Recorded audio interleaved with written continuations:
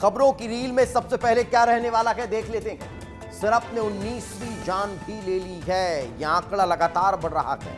जानलेवा cup syrup ने एक और मासूम की जिंदगी को छीन लिया है। कप सिरप पीने से 19वीं बच्ची की जान चली गई है। नागपुर में लगभग 1.5 साल की मासूम इलाज के दौरान दम तोड़ चुकी है। स्क्रीन पर दिख रही 19 तस्वीरें, ये सारे मासूम अब इस दुनिया में नहीं रहे। वजह केवल एक, जानलेवा कप सिरप।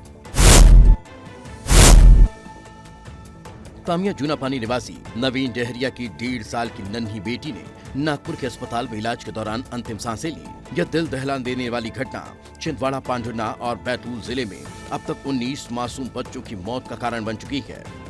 मृतक बच्ची का इलाज परासिया के डॉक्टर प्रवीण सोनी के पास चल रहा था, जिन्होंने यह जहरीली दवा दी थी। इस दवा ने न जाने कितने परिवारों के चिराग को बुझा दिया।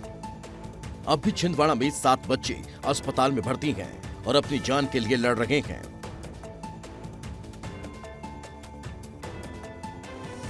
कफ सिरप की वजह से 19 मासूम बच्चों की जिंदगियां चली गई। कई बच्चे अभी भी जिंदगी और मौत से जूझ रहे हैं। हमारी टीम चेन्नई के श्रेसन फार्मा कंपनी पहुंची और जांच पड़ताल की, जहां पता चला कि कई अनियमितताएं यहां पर पाई गई हैं। ये आप देखिए, ये श्रीसन फार्मास्यूटिकल मैन्युफैक्चरर्स, ये वही जहरीली फैक्ट्री है जहां पर ऐसे केमिकल डाला गया सिरप में कि 18 बच्चे तड़प तड़प कर जान गंवा बैठे। ये देखिए केमिकल, ये केमिकल देखिए जरा, क्या इस तरीके के केमिकल्स का इस्तेमाल हो रहा था। डाइएथिलीन 46% से ज्यादा है। ये क्या है, ये कौन से केमिकल है जो यहाँ पर पड़े हुए हैं। और ये देखिए, कह रहे हैं कि सामान कहाँ से आ रहा है हमको नहीं पता चल रहा, तो हम दिखाई दे रहे हैं कि कहाँ से सामान आया है। कैरेमल कलर, ये देखिए कैरेमल कलर जो होता है, जो जिससे सिरप रंगीन दिखते हैं, वो यहाँ पर पाया गया है। ये वही बोतल है, ये वही डिब्बा है जो तमाम इंग्रेडिएंट्स की बात हो रही थी। क्या इसमें तो जहर नहीं था? मालिक को क्या सामने आकर तमाम जिम्मेदारियों को नहीं लेना चाहिए था? उधर छिंदवाड़ा जिले में कफ सिरप पीने से 19 मासूम बच्चों की दर्दनाक मौत हो गई, जिससे पूरे राज्य में सनसनी फैली हुई है। जिसके बाद स्वास्थ्य राज्य मंत्री नरेंद्र शिवाजी पटेल ने अपना इस्तीफा देने की बात कही है।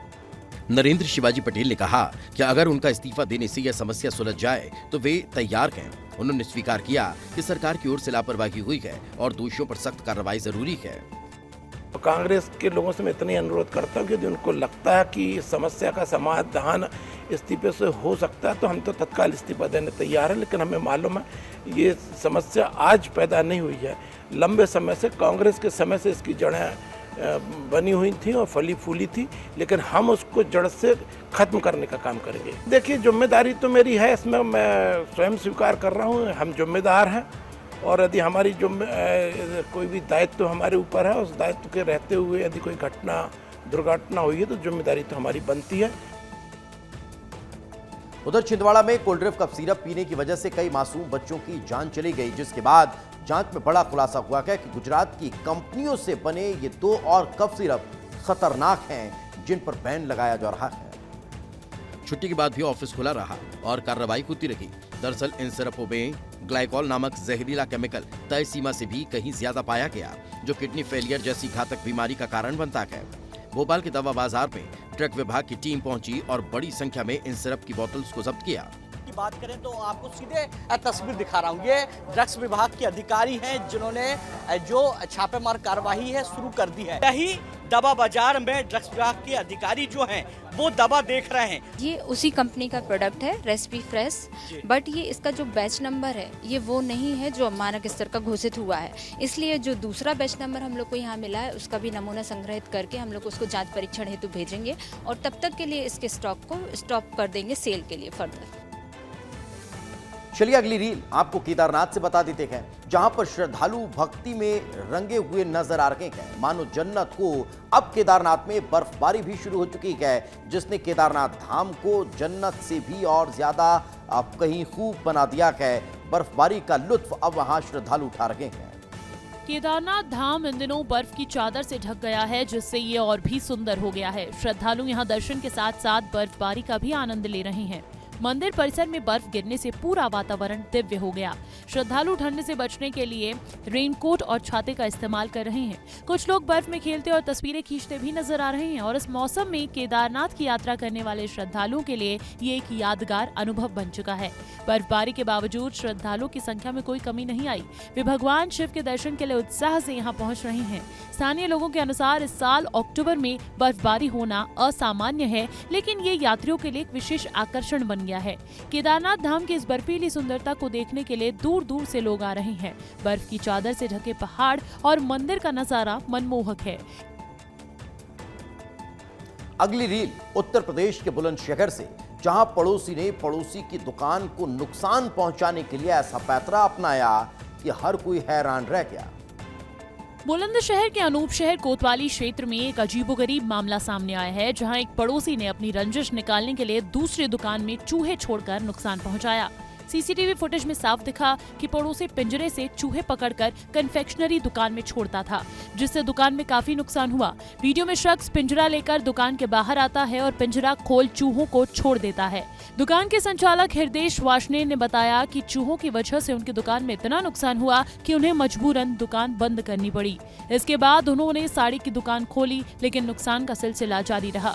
हृदेश ने जब सीसीटीवी फुटेज चेक किया तो उन्हें हैरानी हुई कि पड़ोसी ही चूहे छोड़ रहा है। इस घटना से पूरे इलाके में हड़कंप मच गया है। अब पुलिस इस मामले की जांच कर रही है और पड़ोसी के इस चूहे कांड से दुकानदार को काफी नुकसान झेलना पड़ा है। अगली रील उज्जैन से आपको बता देते हैं, जहां रीलबाजों की रीलबाजी उन्हें ही महंगी पड़ गई है। युवक बदमाशी कर रहे थे, पुलिस पर तंज कस रहे थे, फिर पुलिस ने एक्शन लिया और बदमाशों की सारी बदमाशी उनकी हेकड़ी छूमंतर हो गई। उज्जैन के विराटनगर में रहने वाले दो युवकों ने सोशल मीडिया पर पुलिस को अपशब्द कहते हुए वीडियो पोस्ट किया और धमकी दी कि अगर जेल भेजा गया तो उनके पिता छुड़ा लेंगे। अब डर नहीं लगता को गुनाहों के खेल से। मेरा बाप जानता है कैसे छुड़वाना मेरे छोरों को सेंट्रल जेल से। शराफत से ले अपनी जिंदगी, ये बदमाशी तेरा कुछ काम नहीं आएगी। तो भैया जिस दिन उतर गए ना हम दो भाई महफिल में, तो तुझे बचाने 112 नंबर की गाड़ी भी नहीं आएगी। ये वीडियो इंस्टाग्राम पर वायरल हो गया, जिसके बाद पुलिस ने कार्रवाई की और बदमाशों की सारी हेकड़ी 1 मिनट में छूमंतर हो गई। मैं भी आप लोगों से बोलता हूँ, मैंने लोगों के लेके गंदी गाली वाली वीडियो बनाई थी, इस कारण आज मेरा ऐसा हाल हुआ। तो अब सबसे हाथ जोड़ के गिनती है, अब ऐसी वीडियो ना बनाए। पकड़े जाने के बाद युवकों ने माफी मांगते हुए अपनी गलती कबूल की है। चलिए आगे बढ़ते हैं और अब अगली रील क्या है वो दिखा देते हैं। पहाड़ी इलाकों में बर्फबारी शुरू हो चुकी है और अब नजारा जन्नत सा देखने को मिल रहा है। तो पहाड़ी इलाकों में बर्फबारी शुरू हो चुकी है। पहाड़ी इलाकों की खूबसूरती में चार चांद लग चुके हैं। गुलमर्ग, सोनमर्ग, बद्रीनाथ और डोडा में भारी बर्फबारी का दौर शुरू हो चुका है। गुलमर्ग में सीजन की पहली बर्फबारी ने पर्यटकों को खुशी दी है। सोनमर्ग में भी बर्फबारी से वादियां सफेद हो गई है। बद्रीनाथ धाम बर्फ से ढक चुका है, जिससे वहां का नजारा और भी खूबसूरत हो गया। डोडा जिले में ताजा बर्फबारी से मौसम खुशनुमा है। चमोली उत्तराखंड में भी बर्फबारी ने ठंड का एहसास कराया है। बर्फबारी से पर्यटन सीजन की शुरुआत हो गई है और लोग इस खूबसूरत मौसम का लुत्फ उठा रहे हैं। ठंड से बचने के लिए लोग अलाव और हीटर का सहारा ले रहे हैं। बर्फबारी से पहाड़ों पर सफेद चादरें बिछ गई है, जो देखने लायक है। पर्यटक इन जगहों पर बर्फबारी का मजा लेने के लिए लगातार पहुँच रहे हैं और मौसम विभाग ने और बर्फबारी की भी संभावना जताई है। लेकिन लोग इस मौसम में सावधानी तो बरत ही रहे हैं, साथ ही बर्फबारी से स्थानीय लोगों की जिंदगी प्रभावित होती हुई भी नजर आ रही है। अगली रील बिलासपुर से, जहां सांड ने आतंक मचा दिया है। सांड ने एक दिन में 5 लोगों पर जानलेवा हमला किया। हमले में एक शख्स की जान चली गई और लोगों में दहशत फैल गई।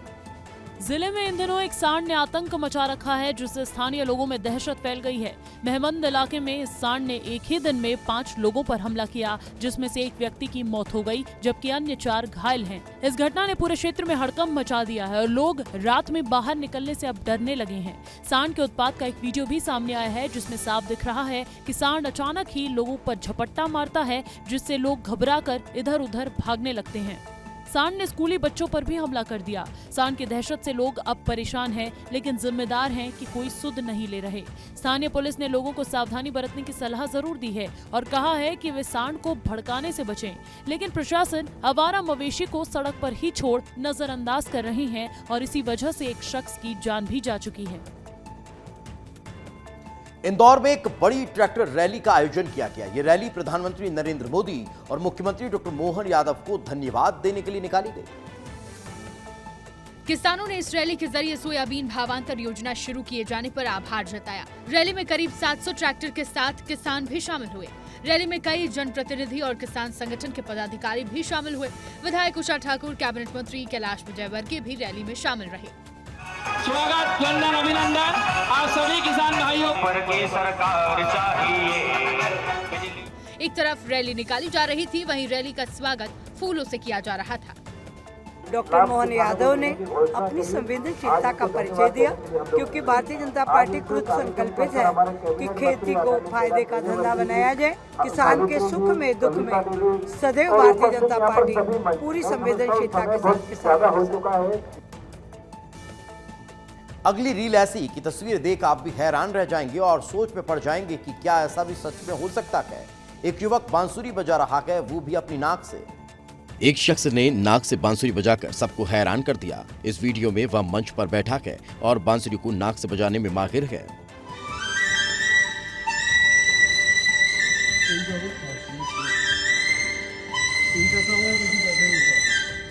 युवक के सामने हारमोनियम रखा हुआ है, जिसे वह एक हाथ से संभाल रहा है, जबकि दूसरे हाथ से बांसुरी बजा रहा है।